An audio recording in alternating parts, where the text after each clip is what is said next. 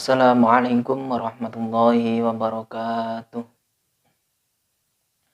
Astaghfirullah Rabbal baraya.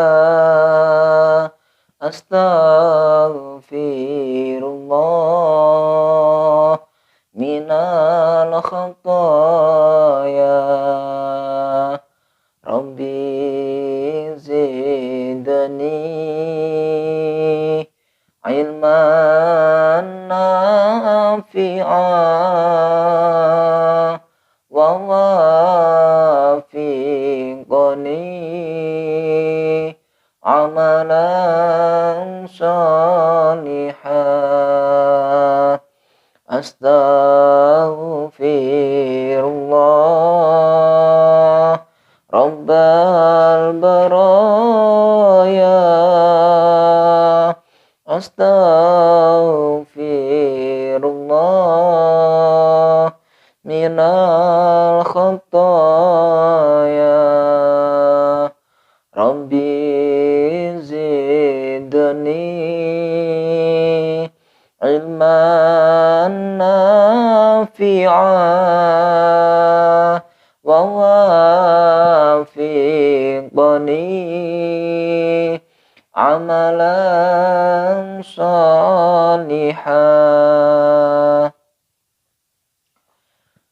Ila hadratin nabiyyin Mustafa Muhammadin sallallahu alaihi wasallam wa libadi wa azwajihi wa auladihi wa dzurriyyatihi syai'ulillahi lahumul fatihah. A'udzu billahi minasyaitonir rajim. Bismillahirrahmanirrahim. Alhamdulillahi rabbil alamin arrahmanir rahim maliki yaumiddin. Iyyaka na'budu wa iyyaka nasta'in ihdinas siratal mustaqim siratal ladzina an'amta 'alaihim ghairil maghdubi 'alaihim waladdallin. Amin. Alhamdulillah, pada kesempatan kali ini kita bertemu kembali pada dirosah mabadi fikih ya. Dirosah fikih dasar.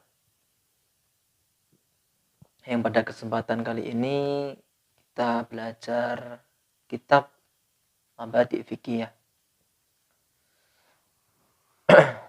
Baik, sahabat-sahabat istiqdat semuanya dimanapun berada,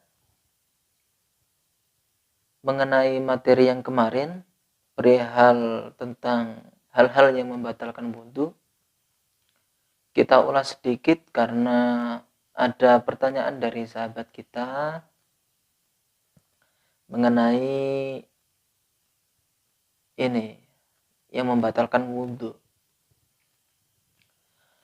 Apakah ketika kita bahasanya itu menyentuh mayat seseorang, yang mayat itu sudah mengeluarkan aroma yang sudah tidak sedap, seperti halnya ketika kita menolong mayat seseorang berada di kali atau gimana, lalu kita angkat dan posisinya kita memiliki wudhu. Ketika kita sholat, ketika kita hendak sholat, apakah kita harus wudhu lagi atau tidak?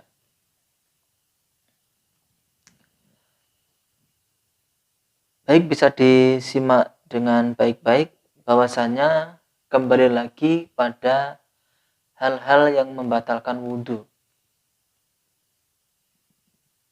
Hal-hal yang membatalkan wudhu kurang lebih kemarin ada 5. Jadi yang pertama, hal-hal yang membatalkan wudhu adalah keluarnya sesuatu dari dubur maupun kubur, dari sabilain, kedua jalan. Itu. Dan juga yaitu ketika tidur yang tidak menetapkan bahasanya itu duduknya. Ada yang ketiga yaitu hilangnya akal. Dan yang keempat kemarin adalah bersenggolan lain jenis yang bukan mahram. Dan yang kelima adalah menyentuh kemaluan. Itu adalah hal yang membatalkan wudhu. Akan tetapi ketika kita mengangkat mayat seperti itu, apakah kita harus wudhu? Jawabannya tidak. Kalau kita masih memiliki wudhu kita tidak batal. Akan tetapi ketika kita sholat, hendaknya kita mencuci dulu. Dicuci dulu tadi. Dihilangkan kotorannya yang nempel-nempel di badan kita. Karena seyogyanya ketika kita punya wudhu istilahnya, terus kita menginjak telai ayam, menginjak tai ayam atau lincung, itu wudhu kita tidak batal. Akan tetapi kalau sebelum wudhunya kita, sebelum sholat belum kita bersihkan najisnya itu, maka kita akan batal. Dan maka dari itu, jadi tadi itu dibersihkan dulu. Jadi kotoran-kotoran yang menempel di tubuh kita setelah kita mengangkat mayat itu, kita bersihkan dulu. Setelah itu, setelah bersih, yakin bersih, baru kita melaksanakan sholat. Demikian untuk jawaban dari pertanyaan sahabat kita. Kita lanjutkan ke bab selanjutnya, yaitu babul ghuslu. Bismillahirrahmanirrahim. Qala al-mu'allifu rahimahullah wa naf'ana bihi wa fi ulumihi fid dharaini amin ya rabbal alamin. Dalam bab ini ada pertanyaan. Bismillahirrahmanirrahim. Mal ghuslu? Ma iku apa al ghuslu utawi adus? Apa yang dimaksud dengan mandi? Dengan mandi di sini ya, di kitab ini. Jawab, huwa ghuslu jismi. Huwa utawi adus iku ghuslu jismi, basuh jisime. Jisim apa yang dibasuh? Al insani, manungso. Kullihi, sekabehane jisim. Min a'la roksi, kang tetep saking andure sirah, ilal muntaha, maring katuke delamaan. Delamaane apa? Ilal muntaha qadamihi, maring katuke delamaan sikile wong. Jadi yang dinamakan mandi adalah membasuh dari kepala sampai dengan delamaan. Delamaan itu telapak kaki. Delamaan sikil itu sampai telapak kaki. Itu yang dinamakan mandi, meratakan air ke seluruh tubuh. Membasuh air ke seluruh tubuh mulai dari kepala sampai dengan telapak kaki. Bismillahirrahmanirrahim. Kam furudul ghusli? Kam iku pira furudul ghusli utawi pira-pira fardune adus? Ini yang dimaksud mandi di sini adalah mandi untuk menghilangkan hadas besar. Berapakah fardunya atau rukunnya mandi itu? Piro akehe fardune adus? Jawab, furuduhu salah satun. Furuduhu utawi piro-piro fardune adus iku salah satun ono telu. Al awalu utawi kang awal. An-niyatu iku niat inda ghuslil awalil juz'i, ing dalem nalikane masuh kawitane juz. Minal badani saking badan, saking awak. Asane utawi kang kaping pindho. iku izalatun najasati, iku ngilangi najis, minal badani saking badan. Asalisu utawi kang kaping 3, iku wusulul ma'i, iku numekani banyu ilan jami'il basyarati maring sekabehane kulit wa sya'ri lan rambut. Fardunya wudu ada 3. Jawab dari pertanyaan berapakah fardunya wudu? Yaitu fardunya wudu ada 3. Yang pertama adalah niat. Niat ketika kita mulai membasuh salah satu anggota badan kita. Masuh kawitane jus saking badan. Mau kita membasuh mulai yang mana terlebih dahulu?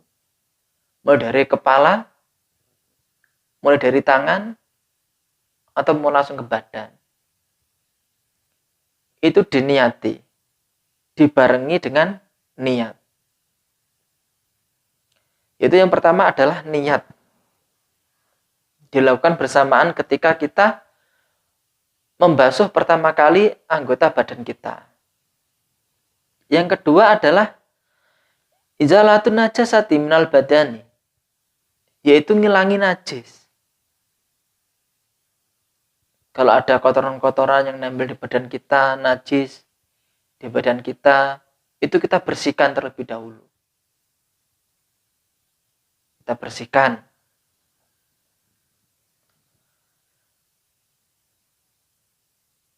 Bahasanya sebelum kita mandi, kita pipis, maka harus kita basuh dulu supaya hilang najisnya.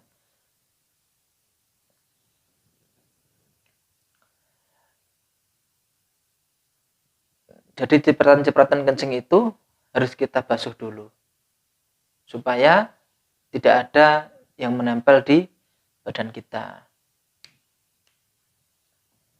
Yang ketiga adalah wusulul ma'i ila jami'il basyarati wa sya'ri, yaitu meratakan air dari seluruh kulit maupun rambut. Meratakan ke seluruh badan. Itu rukunnya. Jadi yang ada lipetan-lipetan baik di ketiak maupun di leher atau di perut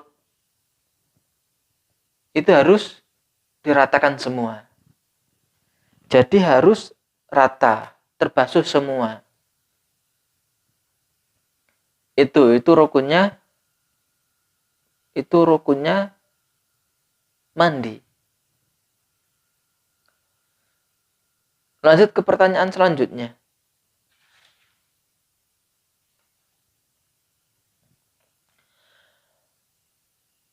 Maniatul ghusli. Maniatul ghusli. Ma iku apa niatul ghusli utawi niate adus. Apa niatnya wudu? Apa niatnya mandi? Gimana niatnya mandi itu? Mandi besar maksudnya. Hiya utawi niatul ghusli iku nawaitul ghusla li raf'il hadasil akbari fardalillahi ta'ala. Niatnya mandi yaitu nawaitul ghusla li raf'il hadasil akbari fardalillahi ta'ala. Nawaitu niat ingsun al ghusla ing adus li raf'il hadasi krana ngilangi hadas al akbari kang gede. Fardalillahi ta'ala, fardu karena Allah ta'ala. Itu tadi niatnya mandi. Baik sahabat-sahabat semua, itu tadi materi tentang mandi. Masih ada banyak pertanyaan di sini, akan kita lanjutkan besok. Akan tetapi, tugasnya adalah bagaimana ketika kita berhadas besar, akan tetapi tidak ada air untuk mandi. Bagaimana supaya hadas besar kita bisa hilang, kita bisa melaksanakan sholat. Sekali lagi, bagaimana caranya agar kita bisa sholat ketika kita memiliki hadas besar, akan tetapi tidak ada air untuk mandi. Bagaimana caranya? Silakan bisa dijawab langsung di kolom komentar. Demikian saya akhiri, mudah-mudahan bisa diambil hikmah dan manfaatnya. Amin Allahumma amin. Akhirul kalam, wallahul muwafiq ila aqwamit thoriq. Wassalamualaikum warahmatullahi wabarakatuh.